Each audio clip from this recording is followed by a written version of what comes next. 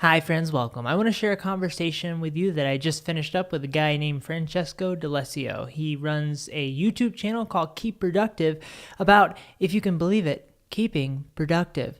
We had a lovely conversation about keeping productive as well as utilizing apps as a creator to do such a task. He had a lot of interesting thoughts to share. I would encourage you to check out his channel if you are obsessed with productivity apps like I am. He also encouraged me to encourage you guys to feel free to email him, and I will add all of these links below. If you have any questions about how you can utilize these productivity apps to become more and more productive and start to build more healthy routines and habits for your life to succeed. Enjoy.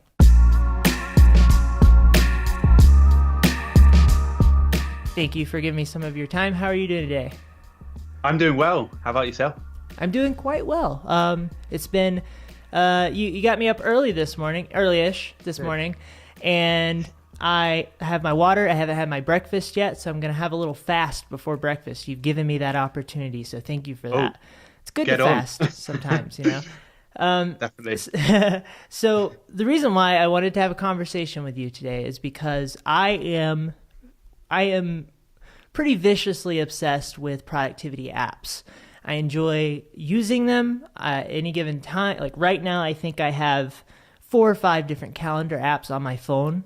I have the one that I use on my home screen, and then on the third page, there's a bunch of other ones that I just keep there, and I'll just play with them from time to time and just see if there's things that I like about them. But also, I'll go into the App Store and I'll scroll through the top 100 over and over and over and over again just to see if anything popped up. I'll do this, 2 times a day. Whenever nighttime comes, I'll sit down and just scroll through the apps and, oh, that's interesting. Oh, I'll download that one. Oh, does that one have a subscription? Oh, okay, cool.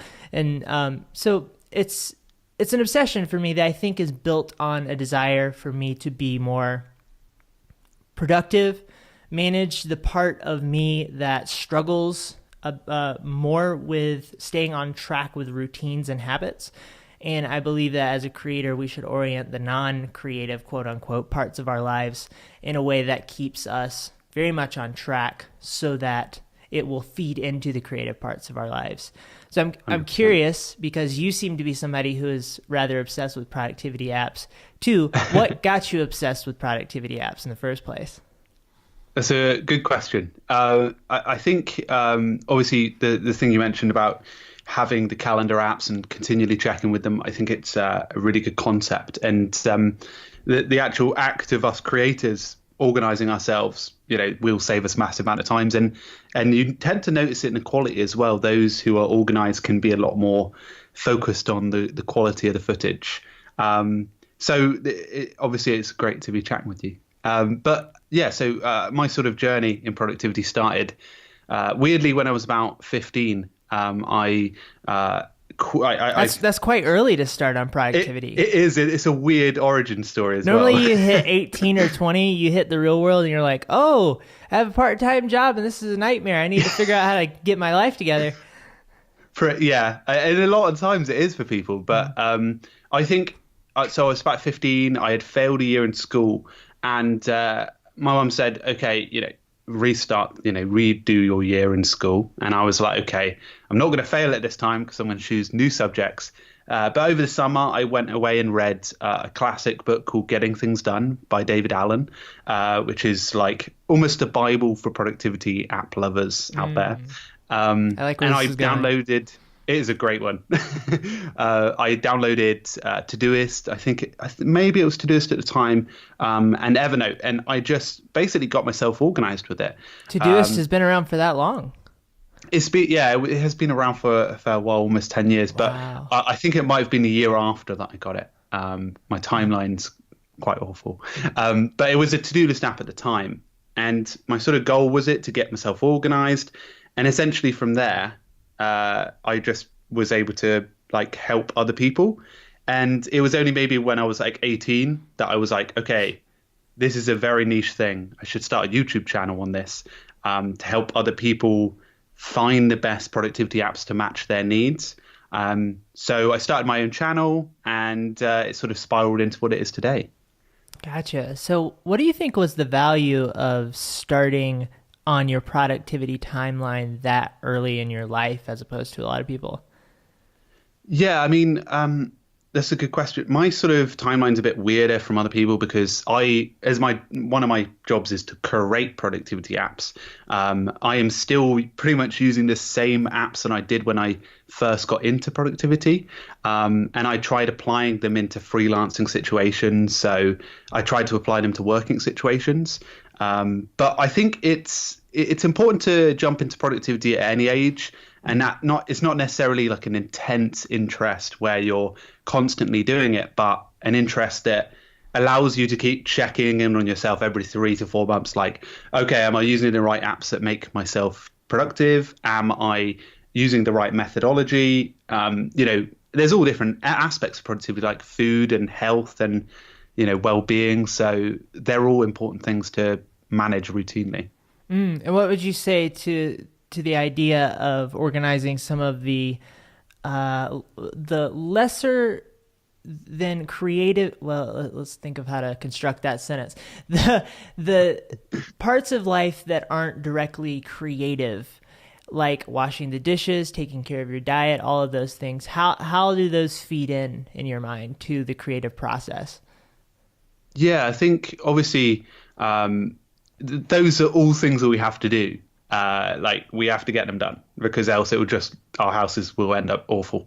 But I think it's important when you're going into productivity apps to build a foundation. So once you've got that foundation, doing the smaller stuff will become easier and maybe non-existent because they just become routine things you do. And the harder things will become easier because naturally time goes on and you progress. So yeah, I mean, I think it's massively important to getting all that stuff out of the way because creators are busy people. Creatives, they just love to express themselves and have that focused time.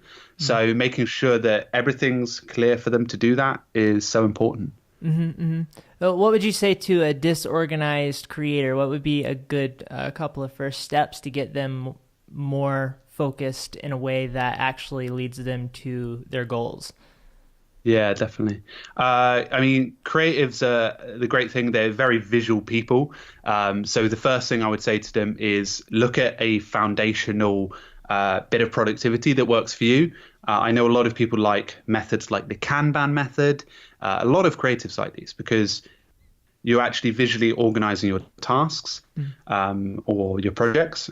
And then look at methods like Pomodoro method, because that's another method that can be effective for the short bursts of time that people work in. So first thing is methods. The second thing is software. And that's actually just listing off what you actually need to complete a certain set of tasks. So for example, let's say you're a small-time vlogger or maybe a small-time film creator. And you want to start organizing yourself. Your criteria is, I want the app to be visual. I want it to be collaborative because I share things with other people. And I need it to be growing with me as I, move on to bigger things, fingers crossed. Then obviously you're going to be channeling 3 types of features there. And then it opens up to different apps like, Trello, for example, and Asana, Notion. So these are all things that, methods first. And then once you've got the software is determining your criteria really so that you can match the software to your needs. Yeah. So do you think that everybody has vastly different needs in terms of the apps that they may need to start to get things done in their life on a more faithful basis, or do you think that it's pretty similar that we as humans we need a checklist, or some people need the Kanban layout, or some people just need a calendar? Can you get by with just a calendar? Things like that. Yeah, that's a good question because if we look back maybe like 100 or 200 years ago, nobody had this stuff. So, correct. Yeah. So and now we have literally got. You said it at the start. We've literally got thousands of apps. Like I do the channel, and on the channel, we have barely got into detail on how many apps there are, and that is a niche community. So there's honestly thousands. You can go for days. So I think with the optionality you've got today, it's very important too.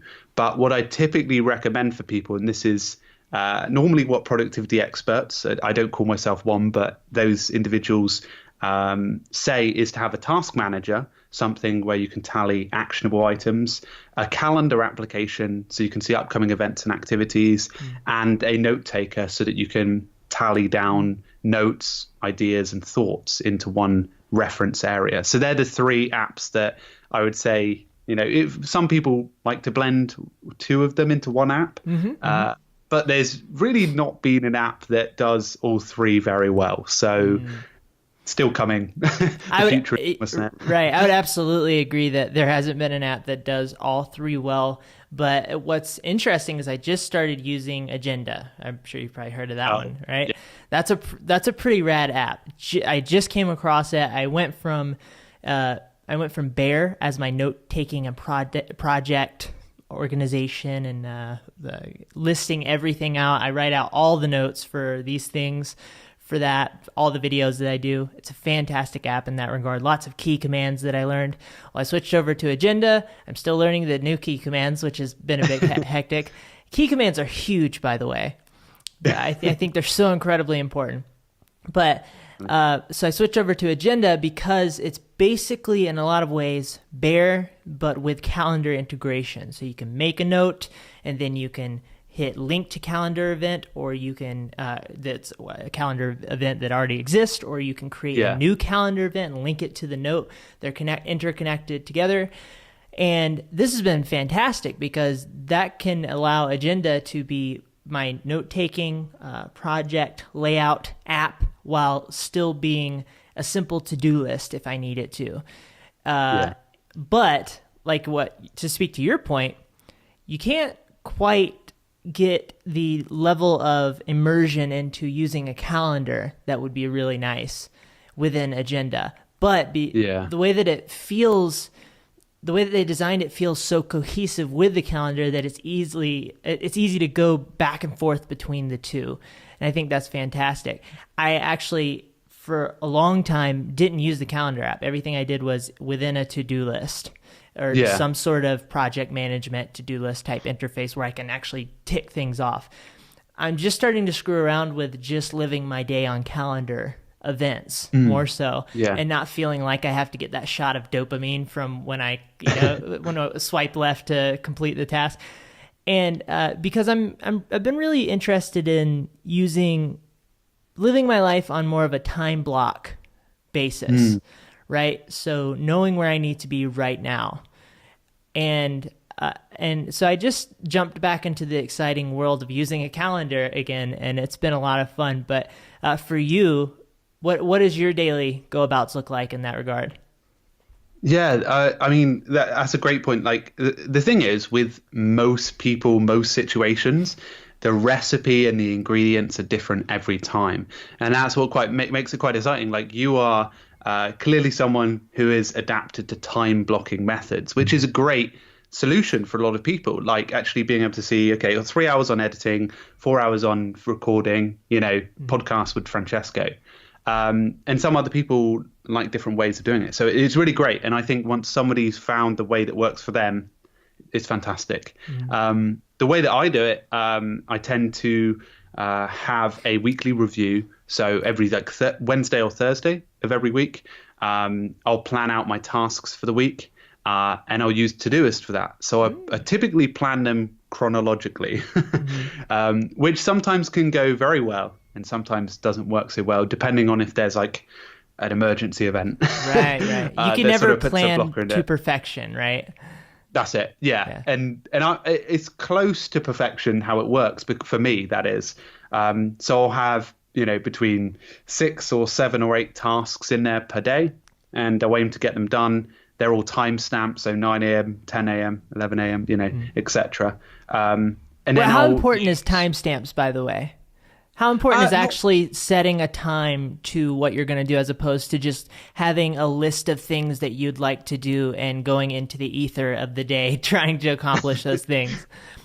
I mean, the time stamping thing isn't really that important. I would say the thing that's probably most important is the prioritization, because you could have like 9 a.m. to 12 p.m. That just all low priority tasks, and you would never like you would get them done, but then you'd be like, oh, I haven't got my major task done. So if I'm really not feeling the chronological sign of stuff for that day, I will, or I have a really need to do something, I'll click sort by prioritization. And then that sorts everything out. But I mean, it works for me. Like, I find it is valuable. I know a lot of people, a chap called Mike Vardy, who uses your method, the time blocking, day theming, and he doesn't use timestamps.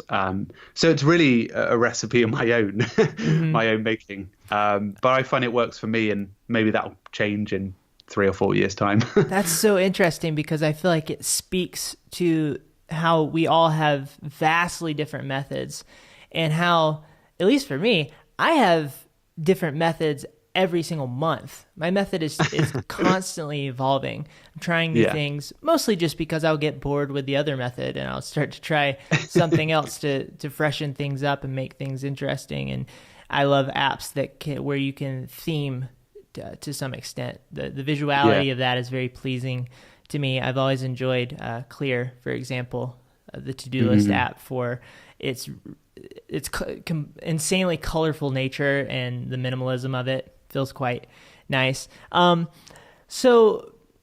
prioritization. What would you say that a benefit of that is over using something like time blocking for you?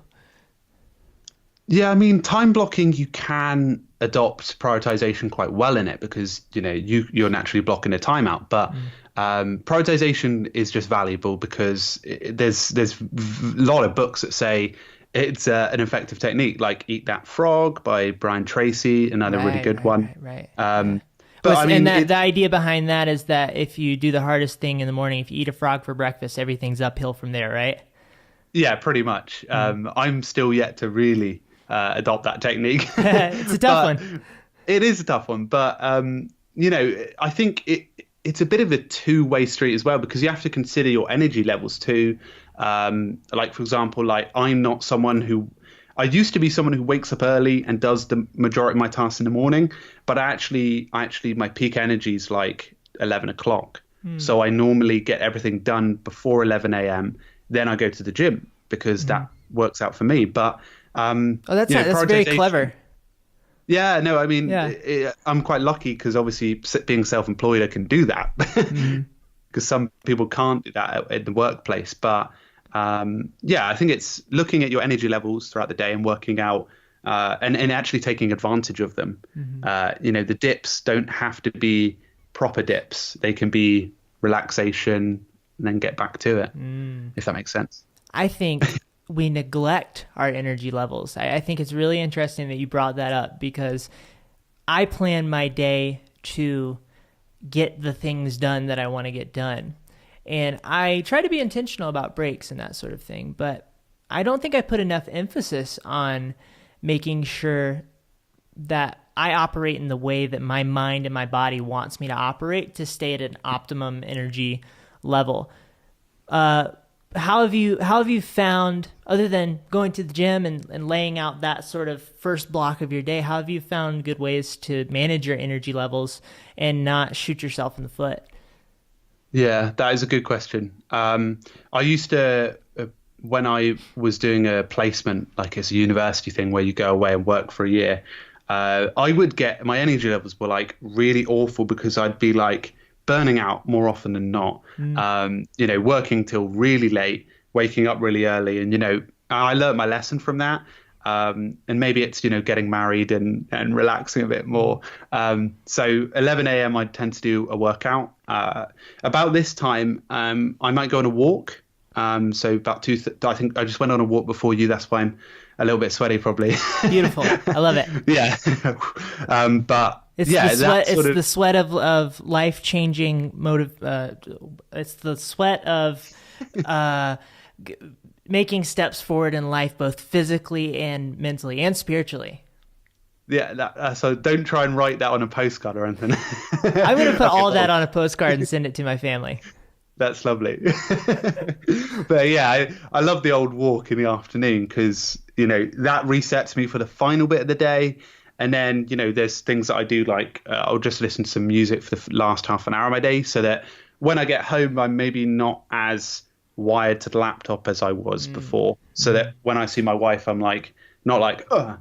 But, there are occasions when I'm still doing work then, but they're rarer and rarer. So just a few. That I think that something I've been learning about myself recently is that I have to get away from my desk every day for a good amount of time.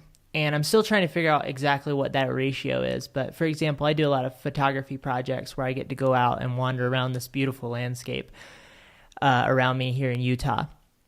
And I feel so good when I'm out and wandering around and problem solving on the fly. Like yesterday, I realized I had to make 6 photos very quickly, like on that day, like 6 good solid product photos. And that, at least for me, is pretty difficult to do. Sometimes you can get 6 like that, right? But that doesn't mean that you can't rely on that. So everything got pretty intense starting in the morning when I looked back at the email and realized, oh, I need to take way more photos today than I thought I did. I kind of did not stay on the path of gradual success when it came to this project. I kind of let it all push up into the end. And luckily I don't end up in this position as much as I probably used to when I was maybe 16 or so, right? I've really gotten good at managing these things, but I just let this one slide. And so I was like, all right, well, I'm going to figure it out, But it was 2 things. It was completely horrifying when I saw the email and realized I needed to make more photos very quickly. And it was also exhilarating and really exciting. I just stopped at Starbucks. I was sitting in the parking lot looking at the email. I had my tea. And I was ready to go. I was ready to take photos. My energy levels were good. And I was like, all right, well, we're going to figure this out. I've never pulled this one off before quite like this, but let's go. Yeah. And I went into this super present hyperdrive productivity mode where I started listing out the places I needed to go and the 2 photos I needed to get at each place and this sort of thing. And it was exciting. It was fun. It was challenging and scary, but it was also fulfilling going through that process, coming out the other side, as opposed to having things be comfortable and calm and I'm at my desk and everything's just kind of flowing. And of course there's value to that, but I've learned that I'll become increasingly more unhappy when I stay in my comfort zone too long.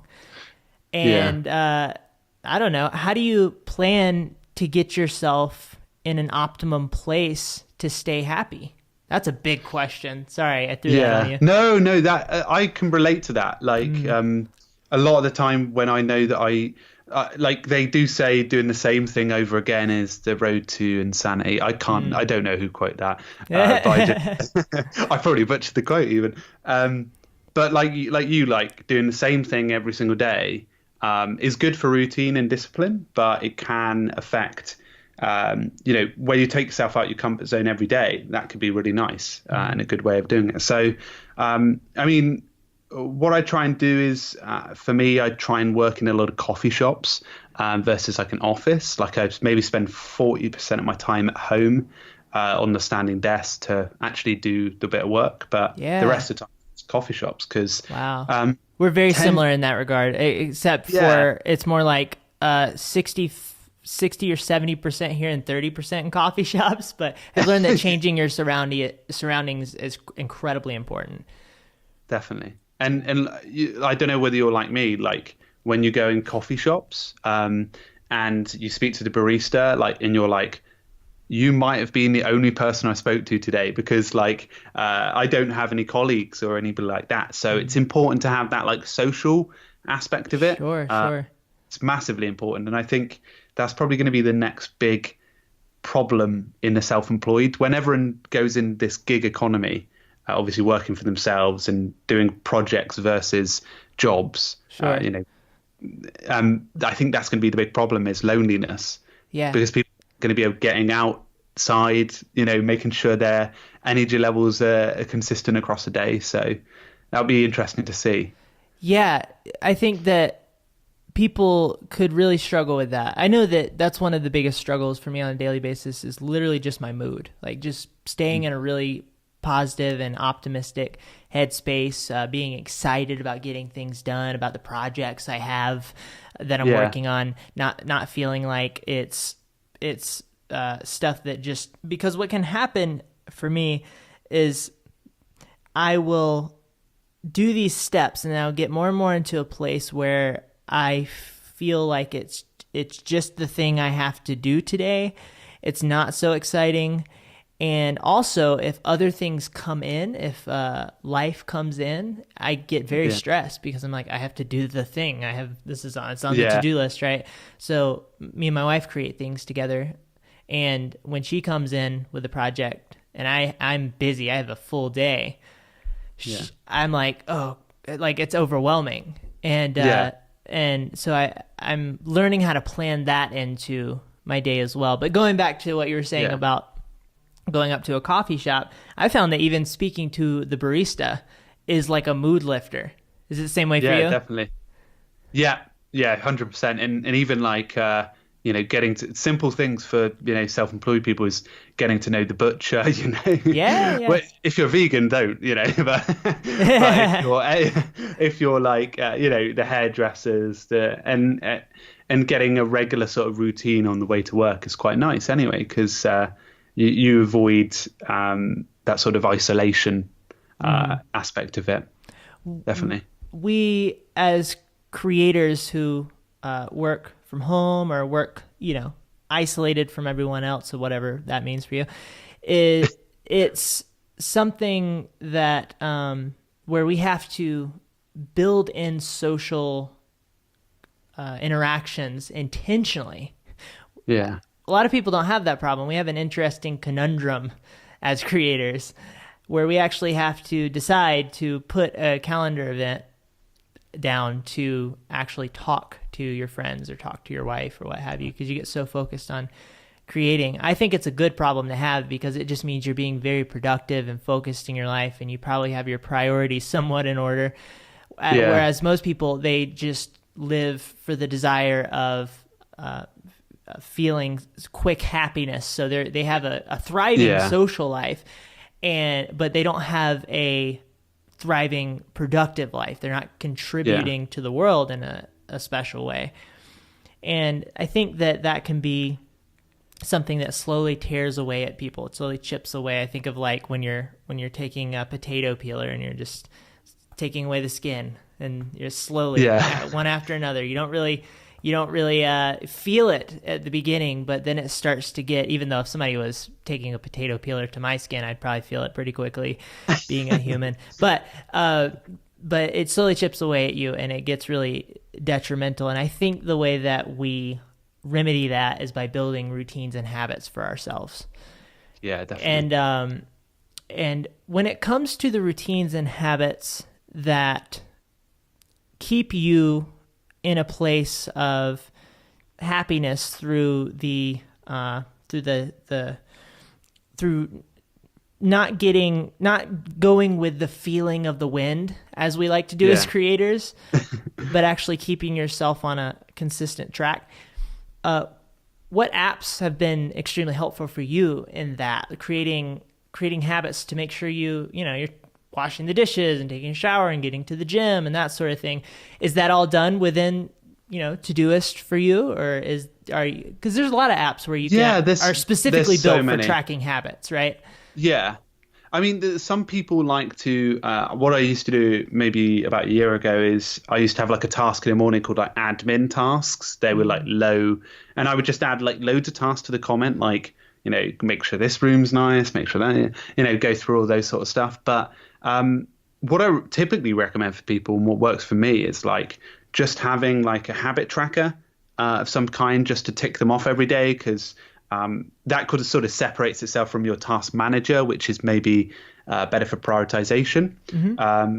I use Habitify at the moment, but I think it's perfect if somebody wants to whether they have a journal or they have like a piece of paper that they come to every single morning, is just to have a list of things to start the day out, or a list of things that they want to fix around the house at the end of every day, because that's just really valuable. And then just going, not necessarily ticking them off, but just following them. Like in the morning, I have stretches and listen to a podcast and read a bit of three pages of my book. But just keeping them pretty simple so that you then, like for example, I tend to read like 6 or 7 pages of the book, but the read 3 pages gets me kicked off to then make me feel a bit better that I've done it at least. So yeah, having just simple. I mean, you can do it in Todoist, but I recommend just having a basic piece of paper or a habit tracker. Sure. And for me, I found that when it comes to my habits, and I want to differentiate habits in terms of creative habits and the daily habits that you have to do for the upkeep of your life and your household and that sort of thing. At least in my mind, it helps to break those things apart, because creative habits are pretty natural for creators. We're naturally trying to build those habits on a daily basis of making sure we get our projects done on time if we have to, or making sure we're writing to plan a new project, or that sort of thing. Then there's the other side. It's the stuff that you don't always feel like you want to do. It's the going to the gym. It's doing things that put you in a disciplined state for the sake of discipline. And for me, it's been helpful to differentiate physically, or I guess I should say digitally, because you're taking 2 different apps. Use one app for a lot of the stuff that you're doing that's creative, most of your tasks, the calendar, right? And then have another app where you can store all of your routines and habits. That's been helpful for me. But to go back on what I'm saying, I've actually been doing some more of my routine stuff within my calendar app, and I just create a separate calendar altogether, because you can have multiple different ones. Create a separate one for my routine so I can switch it on and off, and it still feels separate. But one app that I found that was really helpful, I don't know if you've played with this one, is called Do. And so that app is just it's basically a repeated task app with timers built in, which was another thing that was interesting for me. You can build as many different timers as you want. That way you don't have to use the built-in one and constantly swipe the thing around and pick what time you want. If you want one for boiling eggs, you can set it for 20 minutes. If you want one for steeping coffee, 4 minutes, you can, and I thought that was really interesting. That's a really fun app to play with if you're trying to get yourself on a routine and not rely on your feelings, but have a loving friend of an app to tell you what you have to do today. And that's how I like to view my apps. This is my caring partner. He's here to help me. I like to do things right. He's called George. I like to do things that make me feel good, but I need this app to keep me from going down that path to destruction. I think that's like your case there, like that's a perfect example. I think like I said at the start, there's a different ingredients and different recipe for everyone. I typically have a task, a note taker, and a calendar, but there are other applications that I use to fix general problems, like Habitify for the habits every single morning, and I'm working out how that, playing around with that at the moment. And then also I've got like Notion. Like Notion is a very big app at the moment, but I use it to organize. I use it almost as a personal project manager, because Todoist they do the actionable stuff very well. Evernote is more of a reference tool, but Notion is like my organization system. It's like a window into my life. If anybody wanted to go in and see anything that I do, like all the workouts I do, the finance coming up. I shouldn't be saying this because I'm going to get hacked up. But just make sure that the link is not shareable. That's it. And like the house stuff, mortgage, things like that. It's all in like one app. It's like a hub. And I don't know where that's going to go, like the future of those apps, whether we have this like one app that we wake up to, whether it's like a productivity smart assistant that combines all of our experiences into one. Right. and just brings everything together. I don't know where that's going to go, but I can see it's probably on the minds of a lot of software developers over the next 5 years at least. Right, because it makes total sense that somebody would want to come out with an app that just has almost everything you could need. They're trying to get closer and closer to that. I feel like apps like Todoist and also Things, I think Todoist and Things are seem to be very similar in their functionality. I would consider them super life management apps where you can have a simple to-do list on these apps. You can note take to some degree on these apps, although I think that's where they fall short because the notes tend to be pretty simple and I need to break things up with headers and that sort of thing. And you can have entire projects laid out in these apps and you'll do fine. I think you can get a lot done from that capacity. I mean, listen, a lot of people get a lot done with a sticky note, right? It's the tried and true method. That's it. But yeah, these super apps are becoming more and more super, and I'm interested to see where they go. Do you think that that would be a good thing if that happened, or do you think that that would be a negative thing? I think it would be a good thing. But like the one thing that I always try and say to people with productivity apps is, like for me, I've been with Todoist for 6 or 7 years now. I've only changed my task manager once in that time period. And the same with Evernote to some extent, but slight switch over with Notion at the moment. And the thing that I typically recommend to people is if you've picked an application that you want to choose, go with that application for 3 whole months because you'll learn in those 90 days whether that app is suitable for you. And it means that in that time period, if there's data on one app to the other app, then you can at least transition that across if you're finding in the latter stages of the second month that app is good for you. And the main reason I recommend that is because it's an exciting space. Like productivity apps, they're popping up every 5 minutes. I see them every single day and I love some of the designs. There's not a day that goes by that I go, oh, I could move to that app, but it's not effective because I drive myself insane with that thought process, by the way. I think I might want to do that. Oh, but that one's, I don't know if I have the budget for that. Okay, I'm going to stay here. And then I'll literally what I'll do is I'll download an app. I'll have the app on the first screen, like up at the top. I know that's where I normally keep most of my productivity apps, is right in the top first 4 of the first page. And then I'll go to the last page. I'll drag it over. I'll put it there. And then 10 minutes later, I'll find myself dragging that app back over, putting the old one back. And then because I can't separate myself, I have this weird emotional connection with my apps. It's very harmful. Probably I should go see therapy. A productivity app therapist. Yeah, that's going to be a thing soon. It probably will be. And the thing is, I know it's a real problem because a lot of the community that that are part of the Keep Productive community have these problems. And like, I think, whereas I'm like a bit more fixed with the applications, I continue to recommend that 3-month strategy. The problem is, like you said, like if there was like a one app that solved every problem, that's great. But imagine if there were 17 options for an all-in-one app. Yeah. Imagine trying to move base every month or every 3 weeks. It would be so detrimental to your productivity. So that's why I recommend the 3-month thing, because at least you have some form of runway.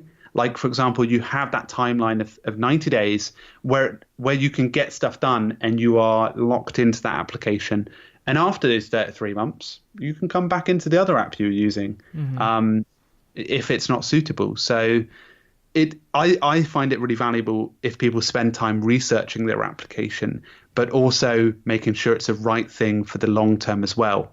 I remember when I chose Todoist, I said to myself, it was between Todoist and Wunderlist at the time, because both were equally getting popularity. And I thought, okay, Todoist is a really good solution. I actually was erring on the side of Wunderlist because they had collaborative, they had themes, and it looked good. Right. But I knew that after university, I was going to be in the working world, and I knew that I needed something a bit more robust than Wunderlist. And Todoist was that selection. So I think you have to pick sometimes for the medium to long term, like, because then it will save you time when it comes to that decision. So I didn't have to move from Wunderlist, for example. So that's a bit of a weird psychology that I have around apps, if that makes sense. Do you think there's there's common downfalls for creators around how they use productivity apps? Do you think that they maybe shoot themselves in the foot accidentally without realizing it, and then they end up in a place that's a little frustrating for them?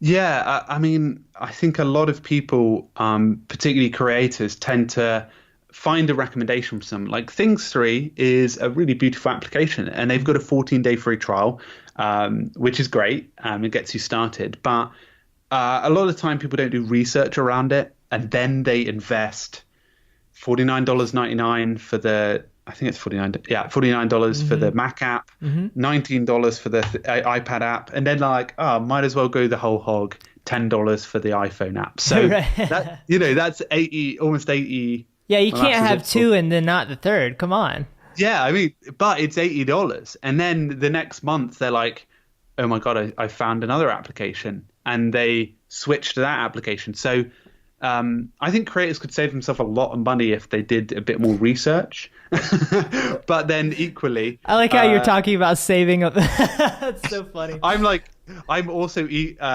focused on making sure everyone saves money as well. Because that's important for productivity. Yeah, because if you find a good application and you want to give them money at the same time, that helps their ecosystem grow. So it's all good in the long run. Right. And also for me, the reason why I would spend more money pretty easily on apps is because I want to support the developers. I really like what they're up to. And I am so happy to see that the ecosystem in the App Store right now, and I'm curious if you've observed this as well, that one, it's going to a subscription model. I'm seeing a tremendous amount of subscription-based apps. And two, the apps are, you have to pay a good bit of money compared to what you used to have to pay. Like, a couple of years ago, all the productivity apps were between $1 and $5. And now you can routinely come across $10 apps. And then if you go to the Mac App Store, you can routinely come across $50 apps. And I think that's fantastic. From the for the developer, they put $50 of work into these apps, and they deserve it. Yeah. I think we've become very cheap and very catered to as consumers. And whenever we see that, we start to go, oh my gosh, it's so, But I'm excited that all of culture seems to be moving that direction. I think it's a useful direction. And I am excited to support those developers in that. Me too, 100%. For example, Doist, like I'm a real big fan of their development, Todoist and Twist. Great applications. Love giving my money to them every year. Take my money. But I think equally, it's like I do agree with the developers and creators and individuals getting the money that they deserve. But at the same time, there's also like wasted money. Like, for example, if somebody put that money into Things 3 and then just didn't use it forever. So I don't think that's an effective thing. I think, I guess it's a bit of essentialism thrown in there, isn't it? Of like making sure that you're investing in the right stuff. Yeah. And it's almost like you have to prioritize your life just to buy a to-do list app. You have to decide what's important to you. I mean, honestly, it's a tough conundrum because you could get by with a sticky note. A lot of people could. You could get by with a very simple to-do list app. The question is, what is essential and what is fun, and how much should you focus on essential and how much should you focus on fun? But to speak to the idea of wanting to support developers, another thing is that you can connect with the developers in a lot of these cases. So, for example, Clear, I have always had a soft spot for Clear. I've just always loved the app. I think it's so beautiful. And they're developing a new app, completely new app, which is hugely exciting. And they've been teasing everybody on Twitter about that. They've been teasing for ages, though, haven't they? They've been teasing for ages. No.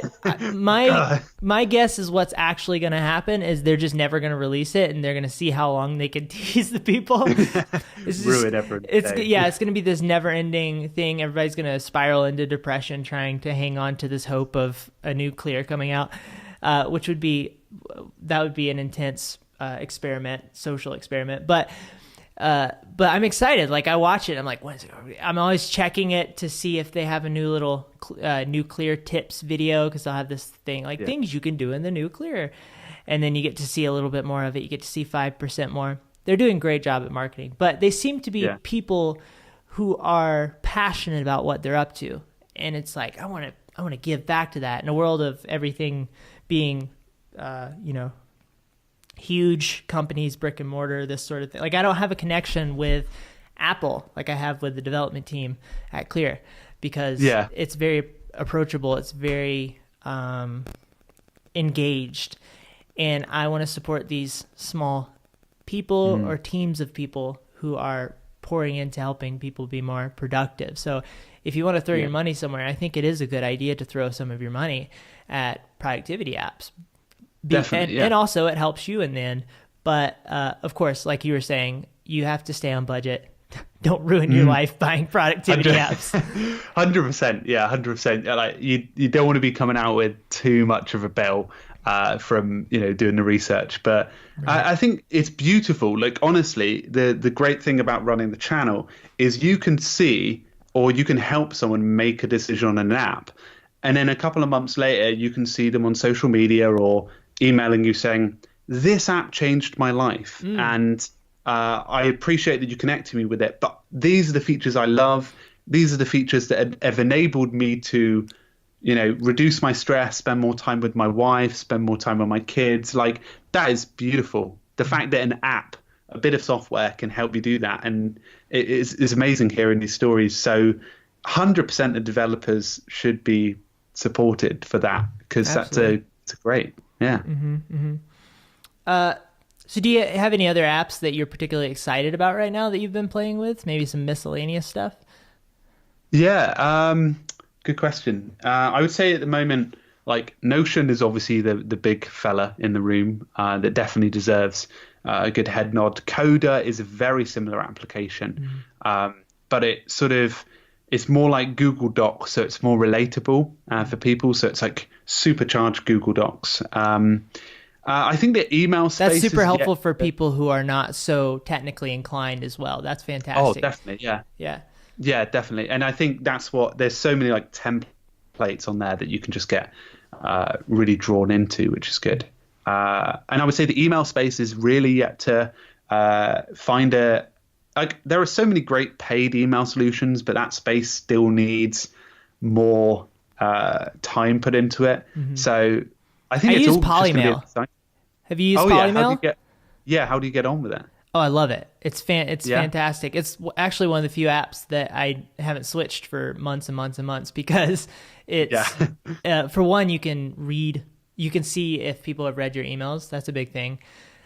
That's a huge thing for me, because I'm sending out a bunch of emails that I want to know if, like, I'm sending them to companies, for example. I want to know if they've read them, if they've interacted with them.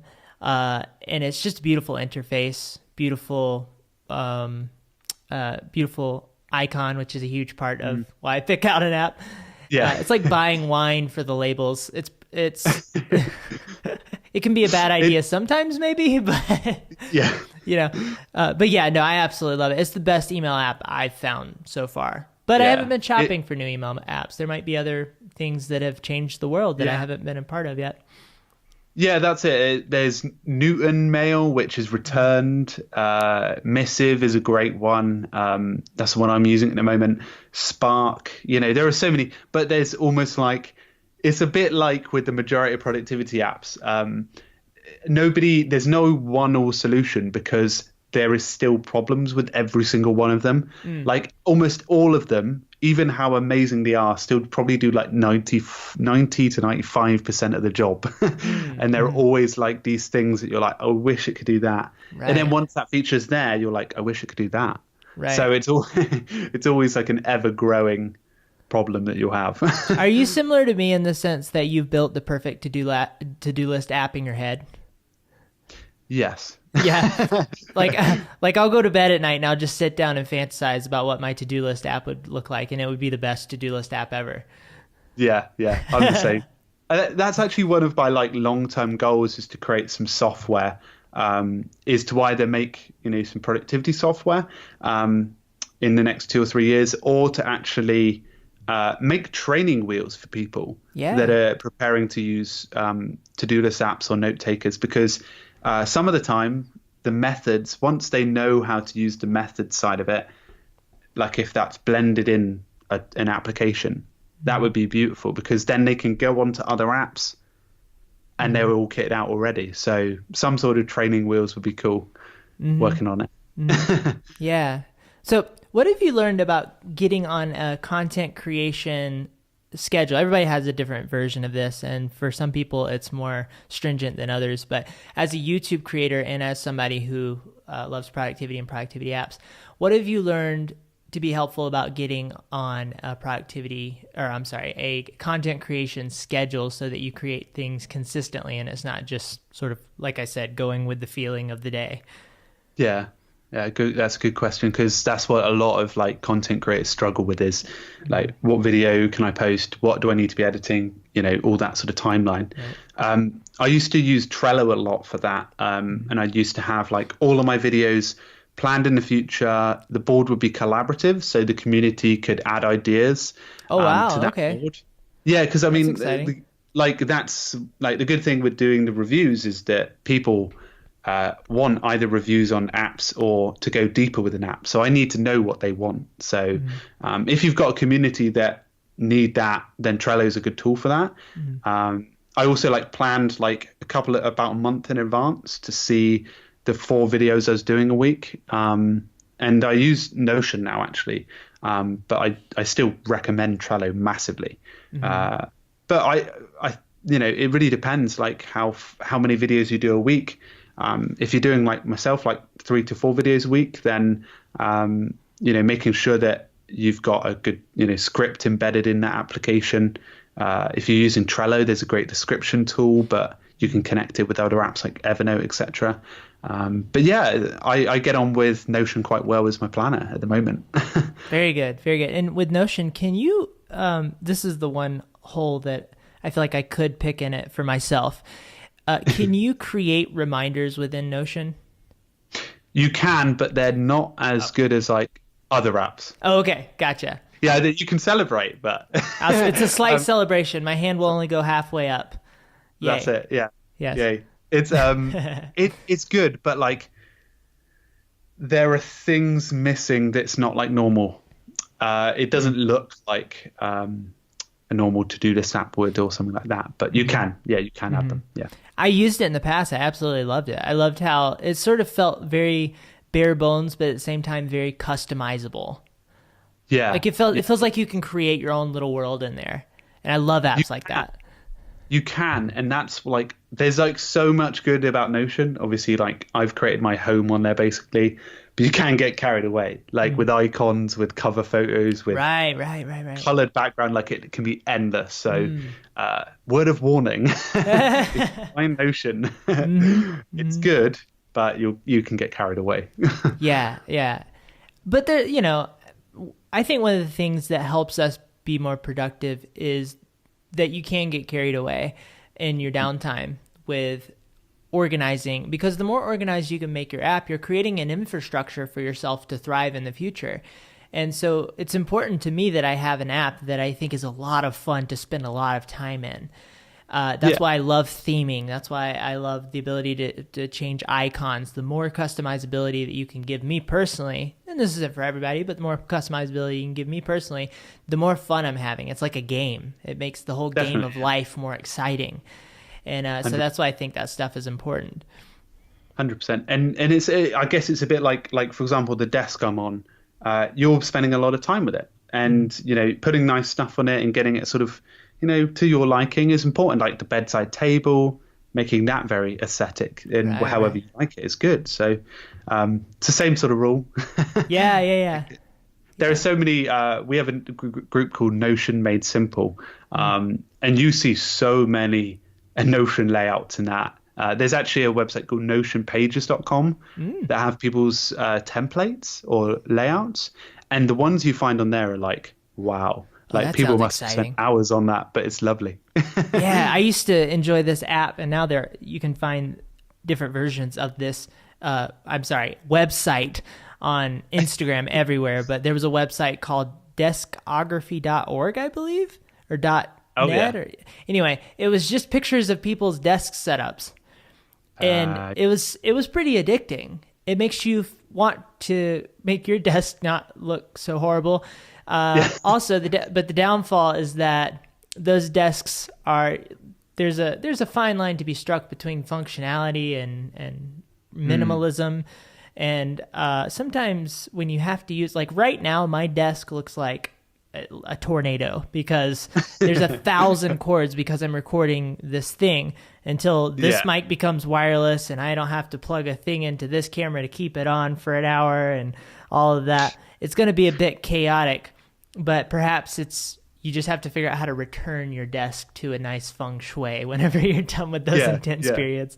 But so anyway, I wanted to ask you about your goals moving forward for your channel and for your content creation.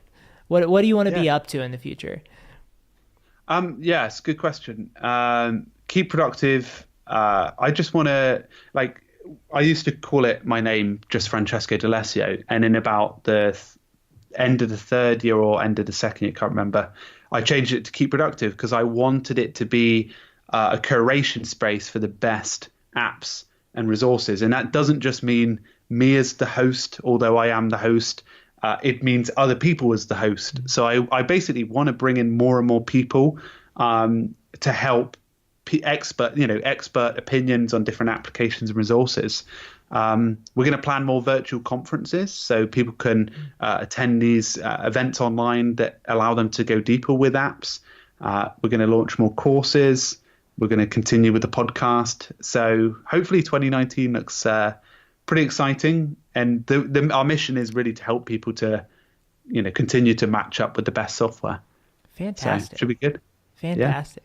The last thing I wanted to ask you was, what do you hope somebody experiences when they come across your content? What do you hope they take away from it? I mean, I hope that they can make a decision and an informed decision. And I hope that they don't just take away, because obviously we can go to a video, we can learn about an app and we can walk away. But I hope that I can in some way educate people so that when they come to the decision making another time, that it's more streamlined, they save money on it, they save effort on it. So a bit of education at the same time as helping them select the right tools. That's my goal anyway. I think you do that quite well. I think that you tend to mesh this simple finding a good to-do list app video with the philosophy of being productive. I think that's one thing that makes you very unique. So I think you do a good job at what you've just illustrated. So you're on the right path, I think. But that's it. But I think this is a good place to wrap it up. Thank you for your time and for your thoughts. I really appreciate it. It was a lot of fun to geek out about productivity with you a little bit. And thanks for having me on. Yeah, I appreciate it. It was a lot of fun. All right, sweet. That is it for this one. I hope you found this conversation as enjoyable as I did. I hope you drew some inspiration towards being productive towards your goals, hopping into apps, getting a bit more integrated with them in a special, romantic even way. Feel free to check him out below, like I said. He does great work. Have a lovely day. Goodbye.